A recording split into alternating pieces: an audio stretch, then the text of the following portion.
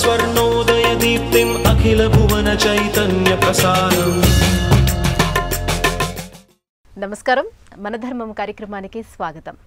మన సంస్కృతి సాంప్రదాయాలు ఆచార వ్యవహారాలు పాటించే క్రమంలో మనకి ఎన్నో ధర్మయుతమైనటువంటి సందేహాలు వస్తూ ఉంటాయి. అటువంటి సందేహాలను నివృత్తి చేసుకునే కార్యక్రమమే మన ధర్మం.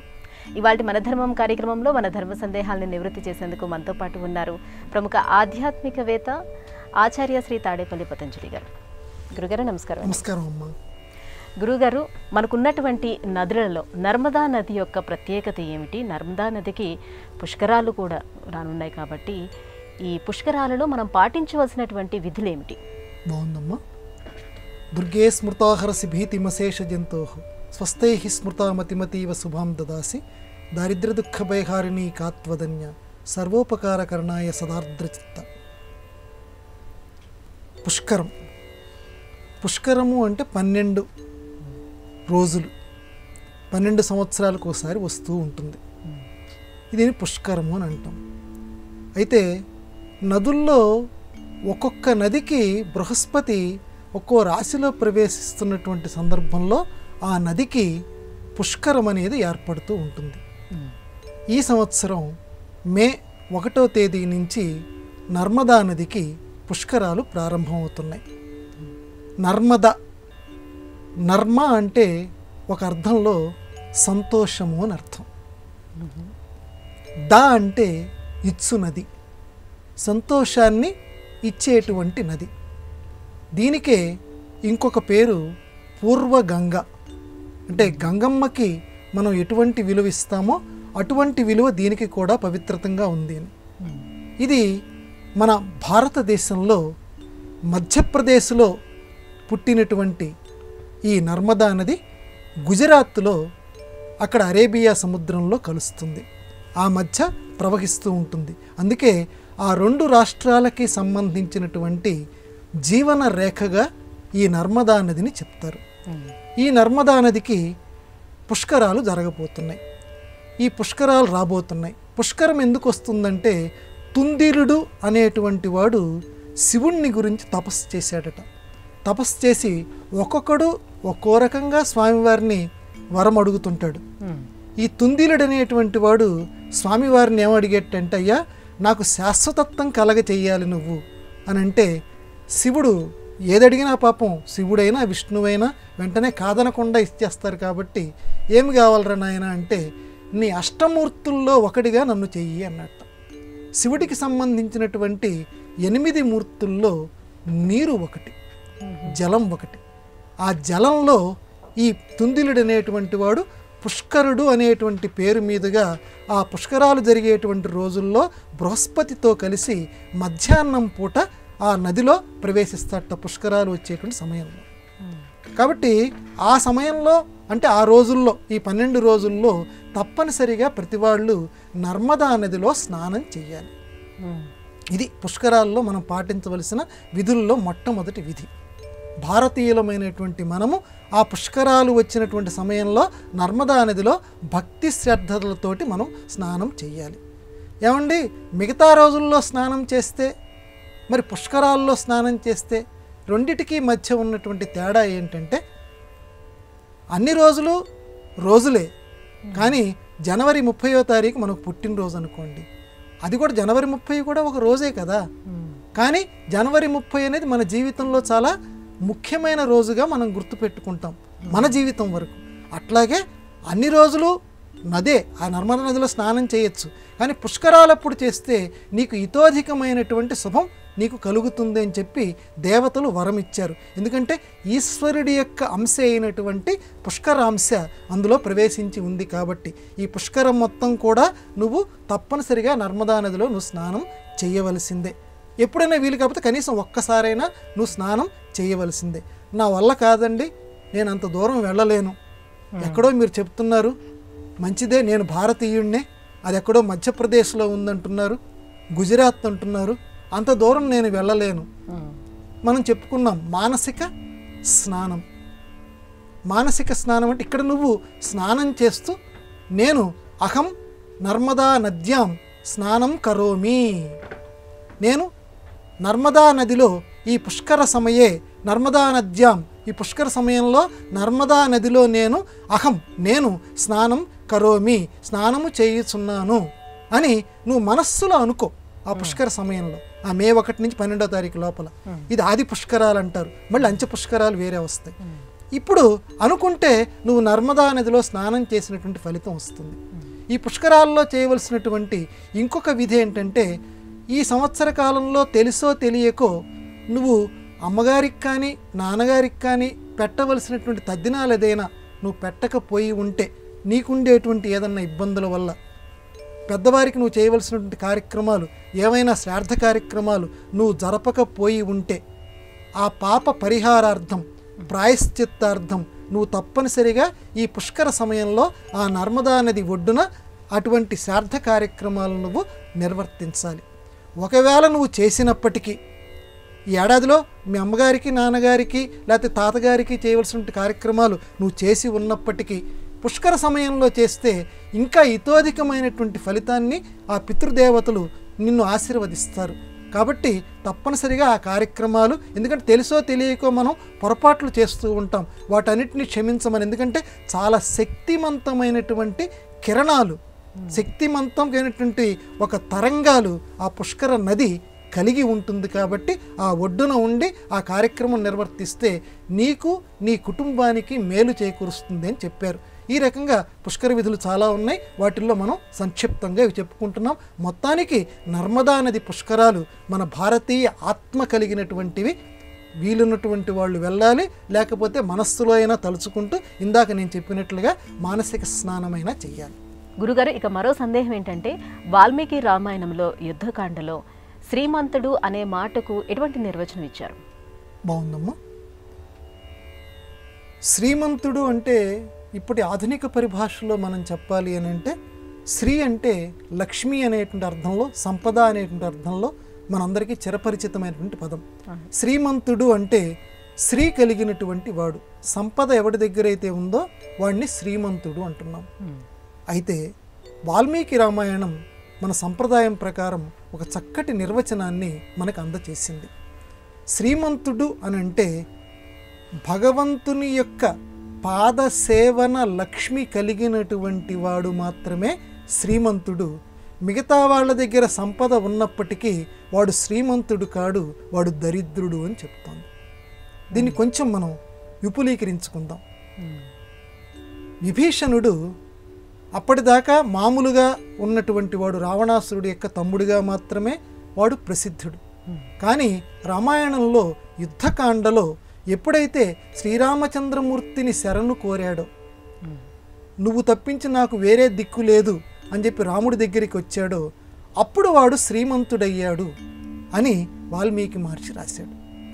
ఇక్కడ మనకి వెంటనే ప్రశ్న వస్తుంది, అయ్యా వాడు అప్పటిదాకా రావణాసురుడి తమ్ముడే, మొత్తం లంకానగరం అంతా స్వర్ణమయమని చెప్తారే, బంగారం యొక్క విలువ తక్కువది కాదు కదా, అంత బంగారం విలువ కలిగినటువంటి ఆ నగరంలో ఉన్నాడే విభీషణుడు, అంత గొప్ప సంపద కలిగిన నగరంలో రావణాసురుడి తమ్ముడిగా జీవితం వెలగబెట్టాడే, వాడు శ్రీమంతుడు కాకపోవటం ఏమిటి? ఇప్పుడు మాత్రమే రాముడి దగ్గరకు వచ్చి శరణు వేడుకుంటేనే వాడు శ్రీమంతుడయ్యాడా, అంతకుముందు శ్రీమంతుడు కాలేదా అంటే కాలేదు అంటుంది ఆధ్యాత్మిక ప్రకంగా. ఎందుకనంటే అంతకుముందు రావణాసురుడి తమ్ముడు మాత్రమే. రావణాసురుడు అంటే కేవలం భగవంతుని మీద ఆసక్తి లేకుండా, కేవలం లౌకిక సుఖాల మీద భోగం కోసం ఆరాటపడినటువంటి వాడు, స్త్రీ యొక్క సుఖం కోసం ఆరాటపడినటువంటి వాడు, వాడి తమ్ముడిగా మాత్రమే లంకానగరంలో ఉన్నాడు. కాబట్టి వాడు శ్రీమంతుడు కాదు. ఎవరు శ్రీమంతుడంటే భగవంతుని పాదసేవ అనే సంపద కలగాలట. ఆ బుద్ధి మనస్సులోకి వస్తే నువ్వు శ్రీమంతుడివి. అంటే తద్వారా మనందరికీ అందచేస్తున్నటువంటి సందేశం ఏంటంటే, నాయనలారా మీ దగ్గర సంపద ఉన్నా మీరు దరిద్రులే. అంటే లౌకికపరమైన భౌతికపరమైనటువంటి భూములు కానివ్వండి, వాహనాలు కానివ్వండి, ఇలాంటి సంపదలున్నా మీరు దరిద్రులే. మీరు నిజమైన శ్రీమంతులు ఎప్పుడవుతారంటే స్వామివారి యొక్క పాదాలని మీ మనస్సులో తలుచుకుంటూ ఉంటేనే ఆ పాద శ్రీమంతులు అవుతారు. లేకపోతే పేరుకు మాత్రమే ఈ లోకంలో భౌతిక శ్రీమంతులు, కానీ నిజమైన శ్రీమంతులు మాత్రం దేవుణ్ణి కొలిచేవారే శ్రీమంతులు అది వాల్మీకి రామాయణం విస్పష్టంగా మనకి నిర్వచనం ఇచ్చింది. ఇక మరో సందేహం ఏంటంటే, తులసి మొక్క నుంచి తులసి దళాలను సేకరించడానికి కూడా కొన్ని నియమాలు వర్తిస్తాయని అంటారు. ఎటువంటి నియమాలు వర్తిస్తాయి? అలాగే ప్రత్యేకించి స్త్రీలకు ఎలాంటి నియమాలు వర్తిస్తాయి? తుల అంటే సమానం అమ్మ. దేనితోటి ఏవి ఇతరము సమానము కామో అటువంటి దాన్ని తులసి అంటారు. అంటే ఆ తులసి మొక్కతోటి ఇక ఈ లోకంలో ఏది సమానం కాదట మొక్కల్లో. అందుకే ఏ ఇంట్లో అయినా సరే సంప్రదాయం తెలిసినటువంటి వాళ్ళ ఇళ్లల్లో తులసి చెట్టు ఉంటుంది. అది లేకుండా దాదాపుగా ఏ ఇల్లు ఉండదు, సంప్రదాయం ఎరిగినటువంటి వాళ్ళ ఇల్లు. అది ఇంటి ముందు ఉండొచ్చు, కొంతమందికి పెరట్లో ఉండొచ్చు, మొత్తానికి తులసి చెట్టు మాత్రం ఉండి తీరవలసిందే. అయితే మన సంప్రదాయం ప్రకారం ఆడవాళ్ళు తులసి ఆకులు కొయ్యకూడదు. ఇది స్పష్టంగా మన ధర్మశాస్త్రాల్లో చెప్పారు. అందులో అమావాస్య ఇలాంటి తిథులు కొన్ని చెప్పారు. ఆ తిథుల్లో ఎటువంటి పరిస్థితుల్లోనూ కొయ్యకూడదు, మగవాళ్ళు కూడా కొయ్యకూడదు. కేవలం తులసి ఆకులు కొయ్యవలసి వస్తే మగవాళ్ళు మాత్రమే కొయ్యాలి, ఆడవాళ్ళు కొయ్యకూడదు. వెంటనే మనకి ప్రశ్న, ఇప్పటిదాకా స్త్రీ చాలా గొప్పది అని చెప్పి ఇంటికి గృహిణి లక్ష్మి లాంటిది అని చెప్పేవే, మరి స్త్రీ మాత్రం తులసి ఆకులు ఎందుకు కొయ్యకూడదు అని చెప్పారు అని అంటే, తులసి అనేటువంటిది పతివ్రతల్లోకెల్లా గొప్ప పతివ్రత. ఆ ఒక పతివ్రత ఇంకొక పతివ్రతని ఎప్పుడూ కూడా బాధ పెట్టదు. మొక్కలకు కూడా జీవం ఉంటుంది అని చెప్పి ఆధునిక జీవశాస్త్రం చెప్తోంది. శాస్త్రజ్ఞులు కూడా నిరూపిస్తున్నారు.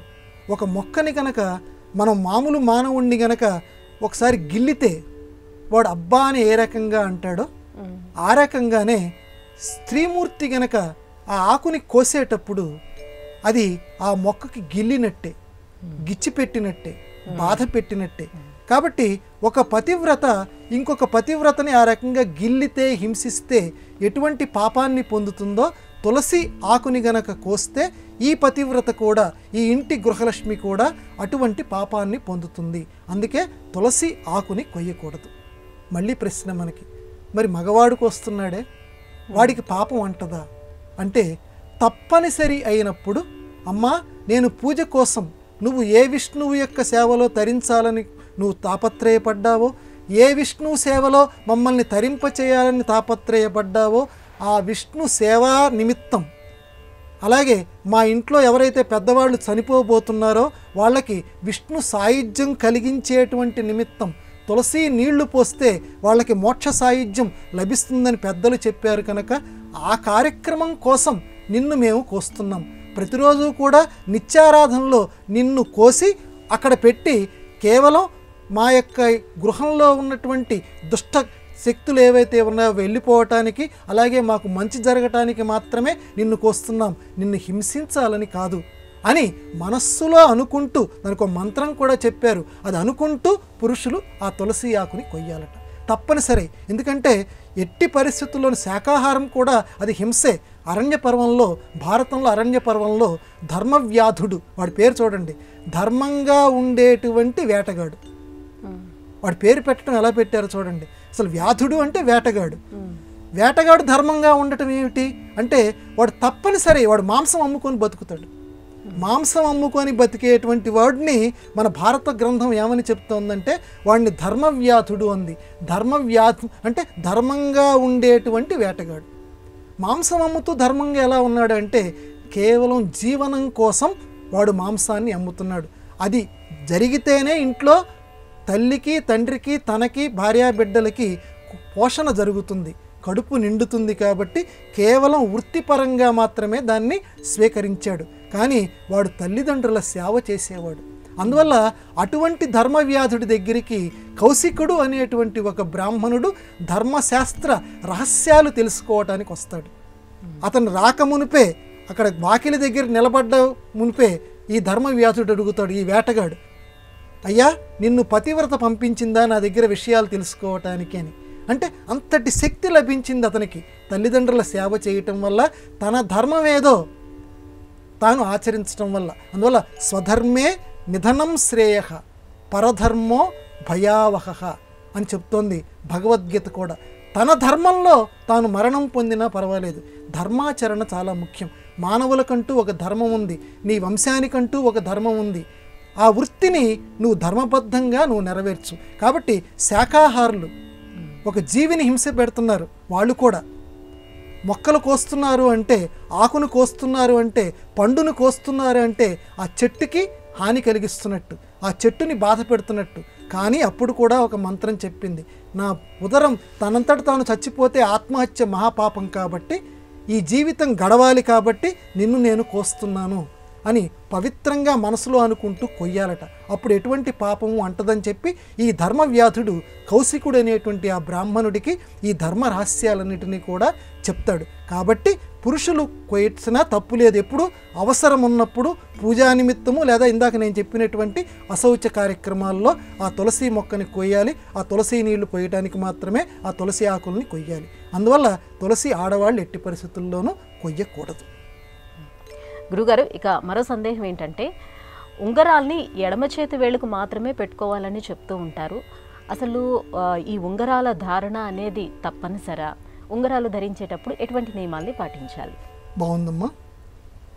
ఈ వేళ్ళ అన్నింటిలోనూ ఎడమ చేతి వేలికి మాత్రమే ఈ ఉంగర ధారణ చేయమన్నారు ధర్మశాస్త్రం. ఎందుకని ఈ ఉంగరాన్ని పెట్టుకోమని అన్నారంటే, కాళిదాస మహాకవి అభిజ్ఞాన శాకుంతలము అని చెప్పి ఒక గొప్ప నాటకం రాశాడు. అభిజ్ఞానము అంటే గుర్తు అని. ఆ ఉంగరం మీదే కథ మొత్తం నడుస్తుంది. దుష్యంత మహారాజు శకుంతల అనేటువంటి నాయకతో గాంధర్వ వివాహం చేసుకొని తన యొక్క రాజ్యానికి తిరిగి వెళుతూ ఒక ఉంగరాన్ని ఆవిడికి తొడిగి వెళ్తాడు ఎడమ చేతికి. తొడిగి వెళ్తూ, నేను మళ్ళీ రాజ్యానికి వెళ్ళిన తర్వాత నేను చక్కగా నీకు స్వాగత సత్కారాలు చేయటానికి భటుల్ని పంపిస్తాను, గౌరవంగా వద్దు కానీ ఇప్పుడే నిన్ను నా వెంట తీసుకొని వెళ్ళొచ్చు, మీ నాన్నగారు ఇప్పుడు లేరు కాబట్టి ఇలా తీసుకెళ్తే దొంగతనం అవుతుంది, నా రాజ్యం నుంచి నీకు పంపిస్తాను, అప్పుడు సగౌరవంగా మా రాజ్యానికి నువ్వు వద్దు కానీ అని దుష్యంత మహారాజ్ చెప్తాడు. అభిజ్ఞాన శాకుంతల నాటకంలో కాళిదాసు చెప్తే ఆవిడ సరేనంటుంది. అయితే కొంతకాలం తర్వాత ఈవిడ ఆ నదిలో ఏదో జలక్రీడలో లేకపోతే పడవ ప్రయాణం చేసేటువంటి సందర్భంలో ఈ ఉంగరం జారిపోతుంది, ఆ నదిలో కింద పడిపోతుంది. జారిపోయినప్పుడు ఆ ఉంగరాన్ని ఒక చేప మింగుతుంది, ఉంగరం నష్టమవుతుంది. కణ్వ మహర్షి శకుంతల యొక్క పెంచిన తండ్రి అతను మళ్ళీ, అమ్మ పుట్టింట్లో ఎక్కువ కాలం అమ్మాయి ఉండటం తగదు, లేనిపోయినటువంటి అనుమానాలు వస్తాయి, నీ భర్త దగ్గరికి నువ్వు వెళ్ళిపోంటే, గాంధర్వ వివాహం కూడా వివాహాల్లో ఒక వివాహం కాబట్టి దాన్ని అనుమోదించి భర్త దగ్గరికి, ఆయనేమో ఈవిడ ఉంగరం చేతికి పెట్టుకున్నప్పుడు ఒక పొరపాటు చేస్తుంది శకుంతల. దుర్వాసో మహర్షి వస్తే అతను వచ్చిన విషయం గమనించక, ఎందుకంటే అప్పటికే దుష్యంతుడి యొక్క ఆలోచనల్లో మునిగిపోయి ఆ మహర్షి యొక్క రాకని గమనించదు. ఆయనకి ముక్కు మీద కోపం కాబట్టి, ఎవరిని గురించి ఆలోచిస్తున్నావో వాడు నిన్ను మర్చిపోగా కానీ శాపం పెడతాడు. ఆ శాపం కూడా పాపం శకుంతల వినదు.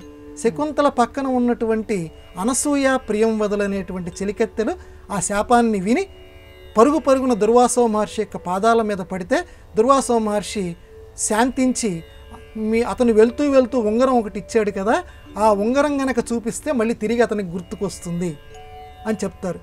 అయితే ఈ సంగతి శకుంతలకి వాళ్ళు చెప్పకుండా, ఎందుకంటే లేనిపోని కంగారు పడిపోతుందని చెప్పి అప్పటికి ఉంగరం ఉంటుంది, కానీ వీళ్ళు వెళ్ళేటువంటి సమయంలో పాపం పొరపాటున అది నదిలో జారిపోతుంది. ఆ సంగతి పాపం ఆవిడ గుర్తుపెట్టుకోదు. సరే, అక్కడికి వెళ్ళిన తర్వాత రకరకాల కథ నడుస్తుంది, మనం సంక్షిప్తంగా చెప్పుకుందాం. మొత్తానికి ఉంగరం తిరిగి చూపించటంతో దుష్యంతుడు శకుంతల్ని గుర్తుపడతాడు, అప్పటిదాకా మాత్రం గుర్తుపట్టాడు. కాబట్టి ఉంగరం అంత చాలా విలువైనటువంటిది. కాబట్టి ఉంగరం మరి వేలికి, ఎడమ చేతి వేలికే ఎందుకు పెట్టుకోవాలి? ఆధునిక శాస్త్రం పరీక్షలు చేశారు. కుడి చేతి కంటే కూడా ఎడమ చేతి నుంచి మెదడుకి చైతన్యం కలిగించేటువంటి నాడులు ఎక్కువ ఉంటాయట. అంటే మనం చెప్పేటువంటి మొట్టమొదటి నుంచి మనం విన్నవించుకుంటున్నాం, మన సంప్రదాయం ఎప్పుడూ కూడా సైన్స్ తోటి మిళితమై ఉంటుంది. అది ఈరోజు కనిపెట్టుతున్నారు మన వాళ్ళు. కనిపెట్టి ఓహో ఇలా ఉందా అని చెప్పి పొంగిపోతున్నారు. కాబట్టి మెదడికి చైతన్యం లేకుండా జడత్వం, మన అమ్మని ప్రార్థించేటప్పుడు కూడా నిశ్శేష జాడ్యాపహ అని సరస్వతీదేవిని ప్రార్థిస్తాం. నాలో ఉన్నటువంటి జాడ్యాన్ని పోగొట్టమ్మా. జాడ్యం అంటే మందగుండితనం. ఏం చెప్తున్నా, అది జాడ్యం అంటారు, ఇంకేం ఆలోచించడు. ఆ జాడ్యం పోవాలి. అది అమ్మ దయతోటి ఈ ఉంగరం కనుక ధరిస్తే ఈ చైతన్యం మెదడికి బాగా జరుగుతూ ఉంటుందట. ఈ ఒత్తిడి వల్ల కుడి చేతి కంటే, కుడి చేతిలో కూడా నాడులు ఉంటాయి, కానీ కుడి చేతి నాడుల కంటే కూడా ఎడమ చేతి నాడికి కనుక పెట్టుకుంటే వీటి మధ్య ఉండేటువంటి రాపిడి చేత మెదడికి చైతన్యం ఎక్కువ జరుగుతుంది. కనుక ఎడమ చేతికి మాత్రమే ఉంగరం ధరించమన్నారు. ఇప్పుడు రకరకాలుగా అన్ని వేళ్ళకి పెట్టుకుంటున్నారు, మంచిదే, కానీ ఎడమ చేతికి మాత్రం తప్పనిసరిగా పెట్టుకోవాలి. అంటే దేవుడికి సంబంధించినటువంటి ప్రతిమలున్న ఉంగరాలని ఎడమ చేతికి పెట్టుకోవచ్చా లేదనే సందేహం. దేవుడికి సంబంధించింది ఇప్పుడు అప్పుడే ధర్మశాస్త్రంలో మాత్రం దేవుడికి సంబంధించినటువంటి కుడి చేతికి పెట్టుకోమన్నారు, కానీ ఎడమ చేతికి మాత్రం తప్పనిసరిగా ఉంగరం ధరించమన్నారు. ఎందుకంటే ఆ ఉంగరం లేని నీకు చైతన్యం రాదు కాబట్టి.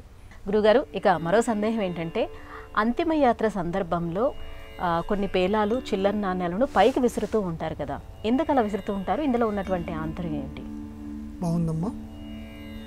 మనం ఏదైనా ఒక ప్రదేశం నుంచి ఇంకొక ప్రదేశానికి వెళ్ళాలంటే టికెట్ కొనుక్కోవాలి, లేదా రిజర్వేషన్ చేయించుకోవాలి. అందరికీ తెలిసినటువంటి విషయమే. కానీ మన జీవితంలో మనం టికెట్ కొనుక్కోక్కర్లేదు, రిజర్వేషన్ చేయించుకోక్కర్లేదు. ఎప్పుడైతే మనం ఈ లోకంలో ప్రవేశించామో మనకు ఆల్రెడీ రిజర్వేషన్ ప్రతి వాళ్ళకి కూడా అయిపోయి ఉంటుంది. అది అందరికీ తెలిసినటువంటి విషయమే. ఎందుకని ఈ విషయం నేను ప్రస్తావిస్తున్నానంటే, అది యాత్ర, మనం చేసేటువంటిది కూడా యాత్ర. ఆ యాత్ర కిందాక మీరు చెప్పిన పేరు అంతిమ యాత్ర. రకరకాలుగా మనం ఈ లోకంలో ప్రయాణాలు చేస్తూ ఉంటాం, కానీ అది మాత్రం అంతిమ యాత్ర.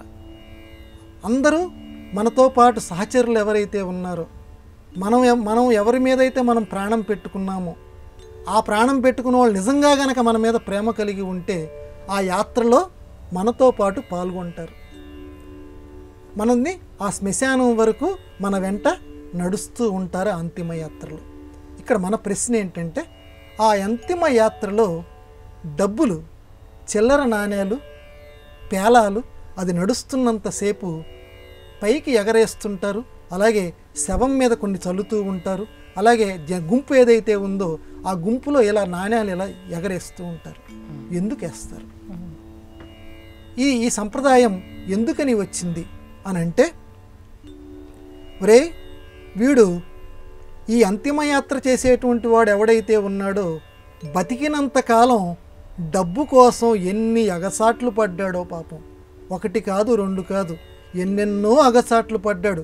పగలు కాదు, రాత్రి కాదు, ఎన్నెన్ని కష్టాలు పడ్డాడు. అవసరమైతే సన్నిహితుల్ని కూడా మోసం చేశాడు ఒక్కొక్కసారి. ఎందుకంటే తన కుటుంబం గడవాలి, అబద్ధాలు ఆడాడు ఈ డబ్బు సంపాదించటం కోసం. నానా రకాలుగా చేశాడు కేవలం ఈ డబ్బు కోసం. ఈ డబ్బు అనే ఒక్కదాని కోసం, తన కుటుంబాన్ని నిలబెట్టుకోవడం కోసం ఇన్ని బాధలు పడ్డాడు. కానీ ఈరోజు వాడు వెళుతున్నటువంటి సమయంలో ఈ డబ్బేది కూడా వాడి వెంట రాలేదు, వాడి వెంట రావటం లేదు. ఈ ఒక్క విషయం మీరందరూ గుర్తుపెట్టుకోండి. ఈ డబ్బు అనేది వాడి వెంట రావటం లేదు. కేవలం వాడు ఒక్కడు మాత్రమే శ్మశానానికి వెళుతున్నాడు ఈ అంతిమయాత్రలో.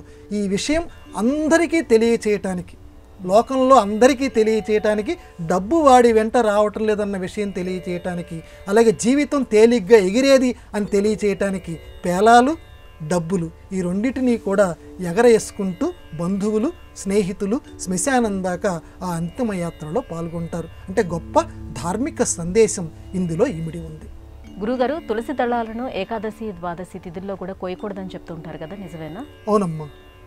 ఇందాక నేను ప్రస్తావించినట్లుగానే ఈ తులసి దళాలు ఏ తిథుల్లో ఏ రోజుల్లో కోయకూడదు మగవాళ్ళైనా సరే అంటే ఏకాదశి, ద్వాదశి ఈ రెండు తిథుల్లోనూ కొయ్యకూడదు అని చెప్పారు. ఎందుకనంటే ఏకాదశి అనేటువంటిది తిథుల్లో విష్ణుమూర్తికి చాలా ఇష్టమైనటువంటి తిథిగా చెప్తారు. తులేకాదశి, భీష్మేకాదశి ఇలాగా ప్రతి నెలలో వచ్చేటువంటి ఏకాదశులు విష్ణు ప్రీతికరాలు. అలాగే ద్వాదశులు అంటే ఏకాదశి నాడు ఉపవాసం ఉండి ద్వాదశి నాడు ఆ ఉపవాస విరమణ చేస్తూ ఉంటారు. అది కూడా విష్ణు ప్రీతికరమైనటువంటి రోజు. కాబట్టి తులసీమాత విష్ణువుకు సంతోషం కలిగించేటువంటి తల్లి. కాబట్టి ఆ తల్లిని ఎప్పుడు విష్ణు చింత పారాయణై ఉంటుంది ఆ తల్లి. అందువల్ల ఆవిడ యొక్క ఏకాగ్రతకి భంగం కలిగించకూడదు. ఎందుకంటే ఒక వ్యక్తి ఎవరైనా ధ్యానంలో కూర్చున్నటువంటి సమయంలో ఆ ధ్యానాన్ని భగ్నం చేస్తే ఆ పాపం మనకి అంటుకుంటుంది. కాబట్టి ఏకాదశి ద్వాదశి తిథుల్లో మరింతగా తులసి ఇప్పటికీ కూడా విష్ణు చింత పారాయణై ఉంటుంది. కాబట్టి ఆ 2 రోజుల్లోనూ కొయ్యద్రా అబ్బాయి అని చెప్పారు. గురుగారు, ఇవాటి మన ధర్మం కార్యక్రమంలో మాకు వచ్చినటువంటి ఈ ధర్మ సందేహాలన్నీ కూడా నివృత్తి చేసినందుకు ధన్యవాదాలండి. సర్వమంగళాని భవంతు. ఇదే ఇవాటి మన ధర్మం కార్యక్రమం. రేపటి మన ధర్మం కార్యక్రమంలో మళ్ళీ కలుసుకుందాం. నమస్కారం. ఈ కార్యక్రమాన్ని తిరిగి చూడాలనుకుంటే www.youtube.com/@ETV Life Spiritual లో చూడవచ్చు.